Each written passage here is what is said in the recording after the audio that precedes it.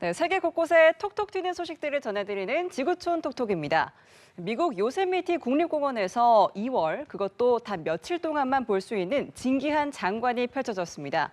마치 용암이 쏟아져 내려오는 듯한 파이어폴 현장을 지구촌 화제에서 만나보시죠.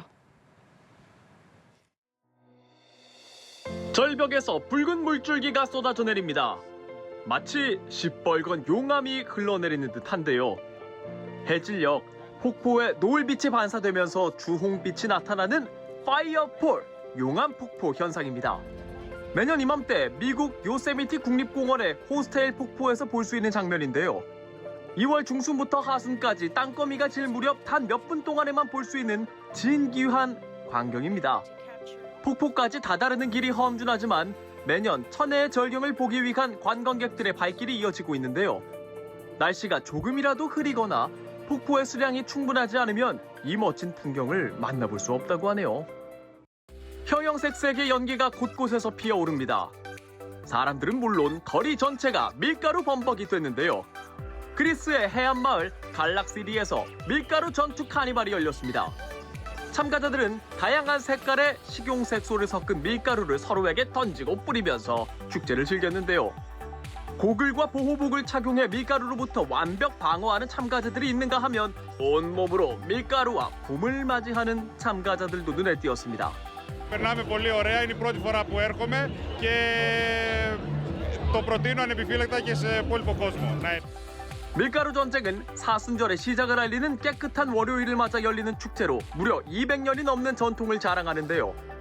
오스만 제국이 그리스를 점령했던 19세기 당시 축제를 금지하자 지역 주민들이 얼굴에 젤을 바르고 거리에서 춤을 추며 저항했던 것에서 유래된 걸로 전해집니다. 지금까지 지구촌 화제였습니다. 네, 인형을 껴안고 다니며 혼자 외롭게 지내던 새끼 원숭이 펀치가 많은 사람들의 관심 속에 원숭이 무리에 잘 적응하고 있습니다. 펀치를 꼭 껴안아주는 친구도 생겼는데요. 화면으로 함께 만나보시죠. 자기 몸집보다 큰 인형을 끌고 방사장에 나타난 새끼 원숭이. 다른 원숭이에게 다가가 보지만 금방 내쳐지고 마는데요. 결국 다시 인형의 품을 파고들며 몸을 숨깁니다. 지난해 7월 일본 이치카와 동물원에서 태어난 수컷 새끼 원숭이 펀치입니다. 태어난 직후 어미에게 버림받고 사람의 손으로 인공포육되다가 최근에서야 원숭이 무리와 함께 살기 시작했는데요. 사육사들은 펀치에게 안정감을 주기 위해 어미 역할을 대신해줄 큰 오랑우탄 인형을 선물했습니다. このぬいぐるみが結構毛が長くて掴むところもいろいろあったので、見た目も猿っぽいということで今後群れに入るために猿っぽい見た目がパンチの中で今後の群れ入りに役立つかなという印象があったのでこのぬいぐるみを選びました。 실제로 펀치는 외로움을 느낄 때나 어른 원숭이에게 꾸지람을 들어 서러울 때면 인형의 품에서 안정을 되찾는 모습을 많이 보였는데요. 이런 펀치의 사연이 알려지면서 전 세계 SNS에는 펀치를 응원하는 목소리가 확산됐고 동물원을 찾는 사람들의 발길도 늘었습니다. SNS でパンチ君を見て育児放棄されてでも頑張る姿にすごい心動かされて 자, 이런 응원의 힘 덕분일까요? 최근 펀치는 다른 원숭이들과 어울려 놀거나 보살핌을 받는 모습이 종종 관측되는 등 무리에 잘 적응해가고 있습니다.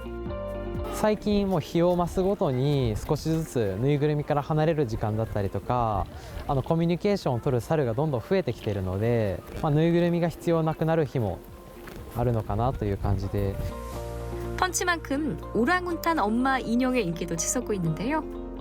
일본과 싱가포르 등 여러 국가의 이케아 매장에서는 오랑우탄 인형 품절 사태가 빚어지기도 했습니다.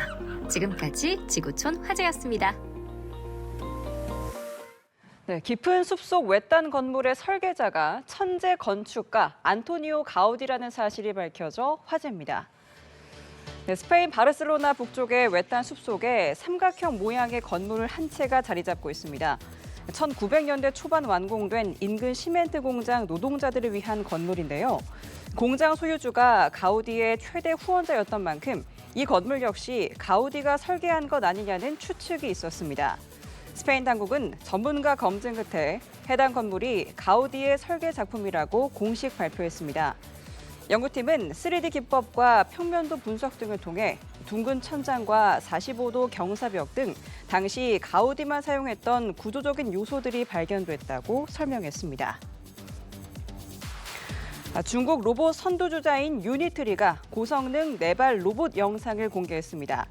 가파른 언덕을 빠르게 내려오고 물이 고인 하천도 민첩하게 건너는 모습이 담겼는데요. 업체 측은 체중 100kg이 넘는 성인이 로봇에 올라타더라도 균형을 유지할 수 있다고 강조하며 빠른 기동성과 기계적 강성이 장점이라고 설명했습니다. 그러면서 재난 구조와 산악 수색 등 사람의 접근이 어려운 환경에서 로봇을 활용할 수 있을 것으로 기대했습니다.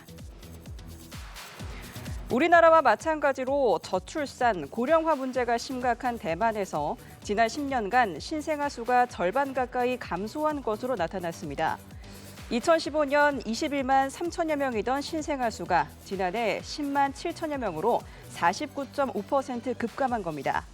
이에 반해 등록된 반려동물 수는 2배 이상 증가했는데요. 특히 강아지 수는 다소 감소한 반면 반려고양이는 무려 4배 이상 늘었습니다. 전문가는 저출산과 고령화라는 상황에서 반려동물이 현대인의 중요한 정서적 동반자가 됐다고 설명했습니다.